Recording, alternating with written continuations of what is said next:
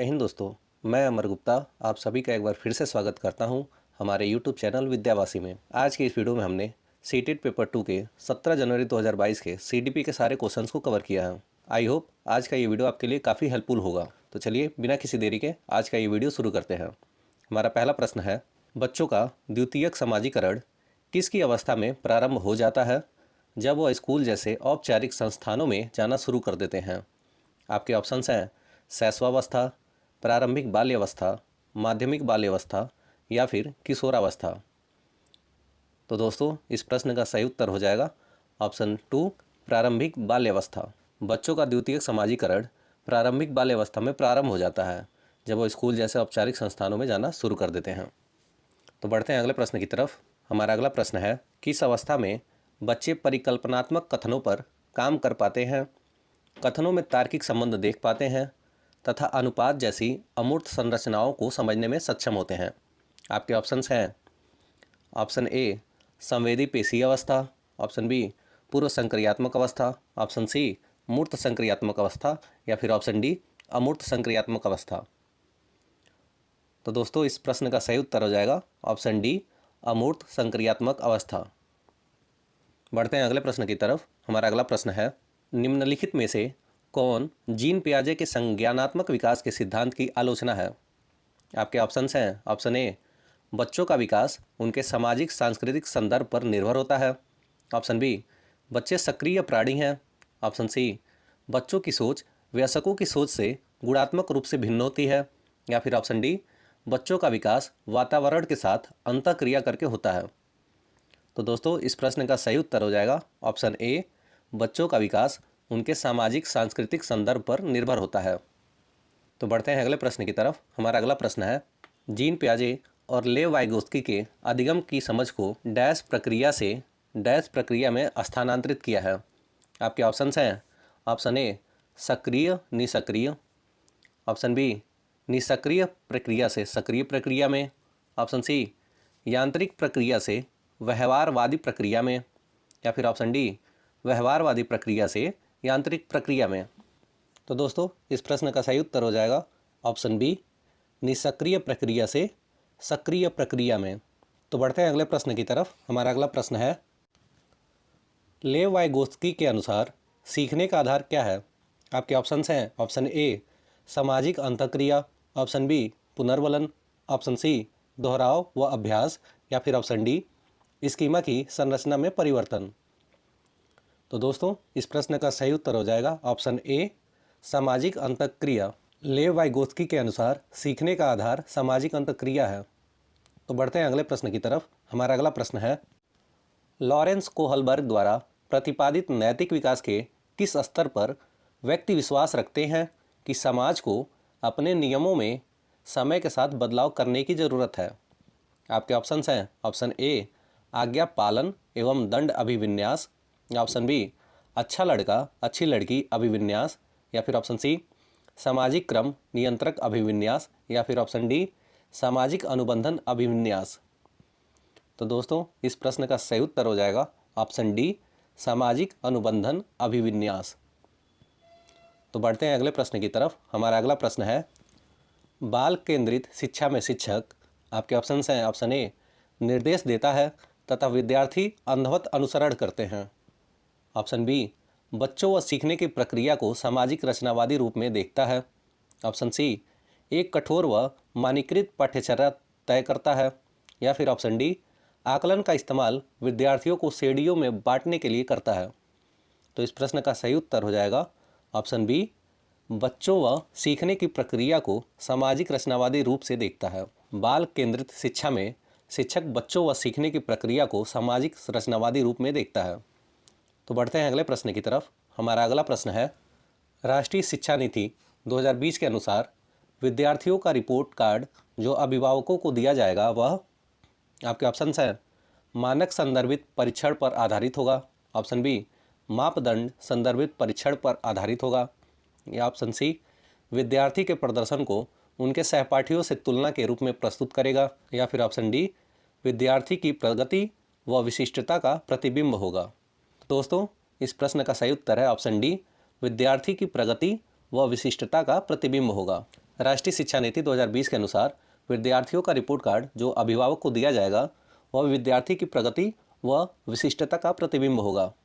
तो बढ़ते हैं अगले प्रश्न की तरफ। हमारा अगला प्रश्न है, सामाजिक आर्थिक रूप से वंचित समूहों के छात्रों की अवधारणा सुनिश्चित करने के लिए राष्ट्रीय शिक्षा नीति 2020 प्रस्तावित करती है कि पाठ्यचर्या और शिक्षा शास्त्र, आपके ऑप्शंस हैं, ऑप्शन ए परीक्षाओं पर केंद्रित हो, ऑप्शन बी पाठ्य पुस्तकों पर केंद्रित हो, ऑप्शन सी आकर्षक और संदर्भित हो, या फिर ऑप्शन डी मानकीकृत व एक रूपी हो। तो इस प्रश्न का सही उत्तर हो जाएगा ऑप्शन सी आकर्षक और संदर्भित हो। तो बढ़ते हैं अगले प्रश्न की तरफ। हमारा अगला प्रश्न है, लिंग डैश है जबकि जेंडर डैश है। आपके ऑप्शंस हैं, ऑप्शन ए लिंग जैविक है जबकि जेंडर सामाजिक संरचना है, या ऑप्शन बी लिंग सामाजिक संरचना है जबकि जेंडर जैविक है, ऑप्शन सी लिंग सांस्कृतिक है जबकि जेंडर सामाजिक है, या फिर ऑप्शन डी लिंग सामाजिक है जबकि जेंडर सांस्कृतिक है। तो दोस्तों इस प्रश्न का सही उत्तर हो जाएगा ऑप्शन ए लिंग जैविक है जबकि जेंडर सामाजिक संरचना है। तो बढ़ते हैं अगले प्रश्न की तरफ। हमारा अगला प्रश्न है, बच्चों का आकलन करने के लिए शिक्षकों को निम्नलिखित में से किन तरीकों का प्रयोग करना चाहिए? पहला है समूह में कार्य, दूसरा है कक्षा में भागीदारी, तीसरा है पोर्टफोलियो और चौथा है प्रस्तुतिकरण। और इन प्रश्नों के ऑप्शंस हैं, ऑप्शन ए तीसरा और चौथा, ऑप्शन बी दूसरा तीसरा और चौथा, ऑप्शन सी पहला तीसरा और चौथा, या फिर ऑप्शन डी पहला दूसरा तीसरा और चौथा। तो दोस्तों इस प्रश्न का सही उत्तर हो जाएगा ऑप्शन डी पहला दूसरा तीसरा और चौथा, यानी ये सभी। बच्चों का आकलन करने के लिए शिक्षकों को समूह में कार्य, कक्षा में भागीदारी, पोर्टफोलियो और प्रस्तुतिकरण, इन सभी तरीकों का प्रयोग करना चाहिए। तो बढ़ते हैं अगले प्रश्न की तरफ। हमारा अगला प्रश्न है, कथन है कि बच्चों के विकास की प्रगति को दूसरे बच्चों से तुलना करके शुद्धता से मापा जा सकता है। तर्क दिया हुआ है कि विकास का स्वरूप व अनुक्रम एवं विकास की गति सभी बच्चों के लिए सार्वभौमिक रूप से समान होती है। अब आपको इसमें सही विकल्प चुनना है। ऑप्शन ए है ए और आर दोनों सत्य हैं और आर ए की सही व्याख्या करता है। ऑप्शन बी ए और आर दोनों असत्य हैं लेकिन आर ए की सही व्याख्या नहीं करता है। ऑप्शन सी ए सत्य है लेकिन आर असत्य है। ऑप्शन डी ए और आर दोनों असत्य हैं। तो इस प्रश्न का सही उत्तर हो जाएगा ऑप्शन डी ए और आर दोनों असत्य हैं, यानी कथन और तर्क दोनों ही असत्य हैं। तो बढ़ते हैं अगले प्रश्न की तरफ। हमारा अगला प्रश्न है, भाषा व संज्ञानात्मक विकास के बारे में निम्नलिखित में से कौन सा कथन सही है? आपके ऑप्शंस हैं, ऑप्शन ए भाषा की संज्ञानात्मक विकास में महत्वपूर्ण भूमिका है, ऑप्शन बी भाषा की संज्ञानात्मक विकास में कोई भूमिका नहीं है, ऑप्शन सी भाषा संज्ञानात्मक विकास की प्रक्रियाओं में बाधा उत्पन्न करती है, या फिर ऑप्शन डी भाषा और संज्ञानात्मक विकास स्वतंत्र प्रक्रियाएं हैं। तो दोस्तों इस प्रश्न का सही उत्तर हो जाएगा ऑप्शन ए भाषा की संज्ञानात्मक विकास में महत्वपूर्ण भूमिका है। तो बढ़ते हैं अगले प्रश्न की तरफ। हमारा अगला प्रश्न है, निम्न में से किसे दिव्यांगजन अधिकार अधिनियम 2016 में बढ़ावा दिया गया है? आपके ऑप्शंस हैं, ऑप्शन ए दिव्यांगजनों के लिए विशिष्ट शिक्षा की अनिवार्यता, ऑप्शन बी दिव्यांगता के आधार पर अधिकारों के उपागम में भेदभाव, ऑप्शन सी दिव्यांगजनों की शिक्षा के अधिकार से बेदखली, या ऑप्शन डी जीवन से सभी क्षेत्रों में समानता और गैर भेदभाव। तो इस प्रश्न का सही उत्तर हो जाएगा ऑप्शन डी जीवन से सभी क्षेत्रों में समानता और गैर भेदभाव। तो बढ़ते हैं अगले प्रश्न की तरफ। हमारा अगला प्रश्न है, समावेशी शिक्षा निम्नलिखित में से किसकी ज़रूरतों को पूरा करने में मदद करती है? आपके ऑप्शंस हैं, ऑप्शन ए प्रत्येक विद्यार्थी की, ऑप्शन बी केवल धार्मिक अल्पसंख्यकों के विद्यार्थियों की, ऑप्शन सी केवल विकलांग विद्यार्थियों की, या फिर ऑप्शन डी केवल प्रतिभावान विद्यार्थियों की। तो इस प्रश्न का सही उत्तर हो जाएगा ऑप्शन ए प्रत्येक विद्यार्थी की।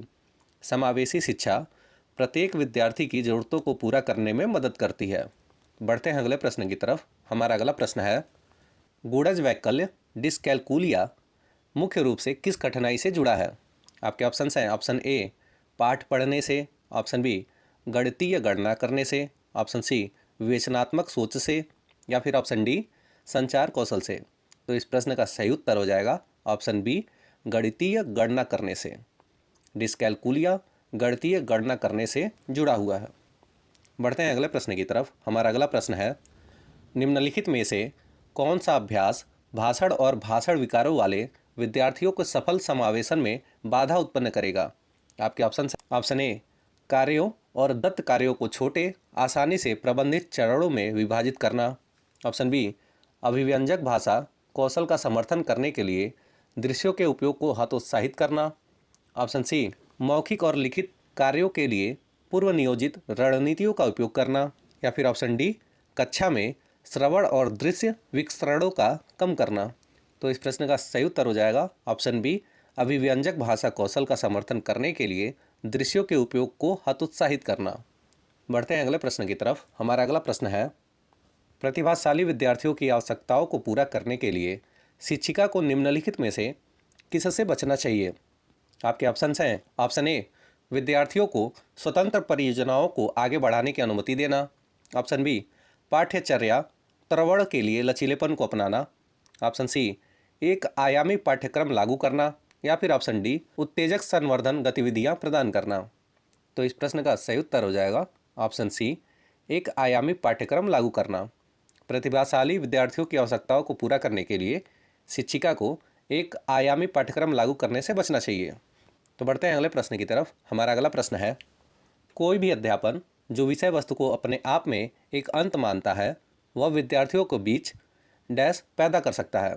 आपके ऑप्शन हैं, ऑप्शन ए, महारत के लिए सराहना। ऑप्शन बी, नवाचार की इच्छा। ऑप्शन सी, सीखने की अभिप्रेरणा। या फिर ऑप्शन डी, अन्वेषण के लिए प्रतिरोध। तो दोस्तों इस प्रश्न का सही उत्तर हो जाएगा ऑप्शन सी, सीखने की अभिप्रेरणा। कोई भी अध्यापन जो विषय वस्तु को अपने आप में एक अंत मानता है वह विद्यार्थियों के बीच सीखने की अभिप्रेरणा पैदा कर सकता है। तो बढ़ते हैं अगले प्रश्न की तरफ। हमारा अगला प्रश्न है, निम्नलिखित में से कौन सा अधिसंज्ञानात्मक कौशल का उदाहरण है? आपके ऑप्शन हैं, ऑप्शन ए, किसी समस्या को हल करने में स्वयं द्वारा प्रयुक्त प्रक्रिया का मूल्यांकन करना। ऑप्शन बी, दो चित्रों के बीच अंतर की पहचान करना। ऑप्शन सी, मीथेन का रासायनिक सूत्र जानना। या फिर ऑप्शन डी, एक विशेष राजवंश के कालानुक्रमिक क्रम को याद करना। तो दोस्तों इस प्रश्न का सही उत्तर हो जाएगा ऑप्शन ए, किसी समस्या का हल करने में स्वयं द्वारा प्रयुक्त प्रक्रिया का मूल्यांकन करना। तो बढ़ते हैं अगले प्रश्न की तरफ। हमारा अगला प्रश्न है, एक शिक्षिका अपने विद्यार्थियों के बीच प्रतिक्रियात्मक ज्ञान को सुसाध्य करना चाहती है। निम्नलिखित में से कौन सा प्रश्न इस उद्देश्य के लिए उपयुक्त है? आपके ऑप्शन हैं, ऑप्शन ए, ऑक्सीकरण अपचयन समीकरण को कैसे हल करें। ऑप्शन बी, डीएनए के घटक और संरचना क्या है। ऑप्शन सी, कौन सा ग्रह सूर्य के सबसे निकट है। या फिर ऑप्शन डी, भारतीय राष्ट्रगान किसने लिखा था। तो इस प्रश्न का सही उत्तर हो जाएगा ऑप्शन ए, ऑक्सीकरण अपचयन समीकरण को कैसे हल करें। तो दोस्तों आज की वीडियो में इतना ही। अगर वीडियो पसंद आई हो तो इसे लाइक करें, शेयर करें और चैनल को सब्सक्राइब करना ना भूलें। अपने सवाल और सुझाव कमेंट में लिखें और याद रखें, मेहनत से ही सफलता मिलती है। मिलते हैं अगले वीडियो में, तब तक पढ़ाई करते रहिए और आगे बढ़ते रहिए। धन्यवाद।